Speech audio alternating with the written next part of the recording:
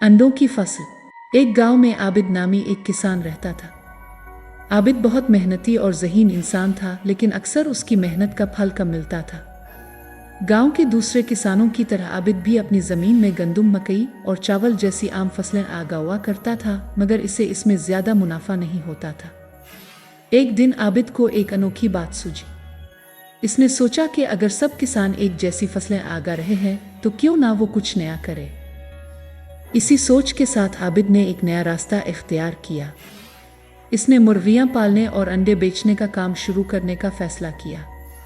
ये इसके गांव में एक नई बात थी, क्योंकि वहां के लोग सिर्फ खेती बाड़ी करते थे और किसी ने कभी इस तरह का कारोबार नहीं किया था। आबिद ने अपनी थोड़ी सी ज़मीन पर एक छोटा सा मुर्गी खाना बनाया और अच्छी नस्ल की मुर्गियां खरीद लें। शुरू में गांव वालों ने आबिद का मजाक उड़ाया और उसके काम को नाकाम समझा। लोग कहते, ये खेती छोड़कर मुर्गियों की देखभाल में लग गया है, इससे क्या कमा लेगा। मगर आबिद अपनी सोच पर कायम रहा और अपनी पूरी मेहनत और तवज्जो इस काम में लगा दी।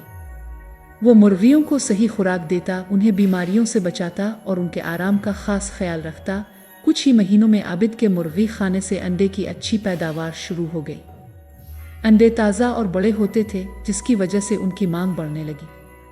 पहल आबिद गांव में ही अंडे बेचता, मगर जैसे जैसे लोगों में उसके अंडे की शोहरत फैलती गई, करीबी कस्बे के लोग भी इससे अंडे खरीदने आने लगे। आबिद ने अपने कारोबार को बढ़ा दिया और कुछ और मुर्गियां खरीद कर उनकी तादाद में इजाफा किया। अब आबिद के अंडे न सिर्फ गांव में बल्कि आसपास के इलाकों में भी मशहूर हो गए।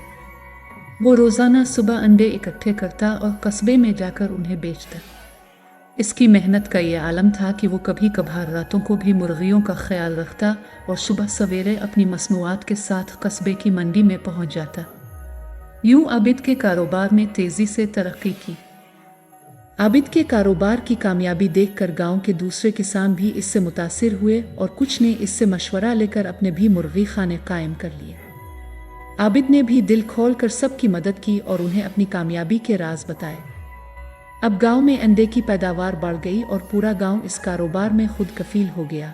कुछ सालों में आबिद का कारोबार इतना बढ़ गया कि इसने अंडे बेचने के लिए अपनी गाड़ी खरीद ली और करीबी शहरों तक अंडे पहुंचाने लगा। वो न सिर्फ अपने लिए बल्कि गांव के लोगों के लिए भी रोजगार का जरिया बन गया।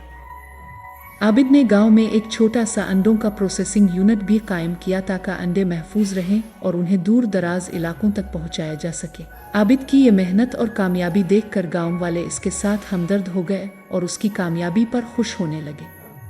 अब गांव में आबिद की कहानी एक मिसाल बन चुकी थी। लोग कहते, जिसने मेहनत और समझदारी से काम किया वो हमेशा कामयाब होता है। आबिद ने साबित कर दिया कि अगर सोच में जिद्दत और दिल में हिम्मत हो तो छोटे से ख्याल को बड़ा कारोबार बनाया जा सकता है। इसके अंडे गांव के लिए तो जैसे अंडों की फसल बन गए थे, जो उन्हें माली खुशहाली और खुशी दे रहे थे।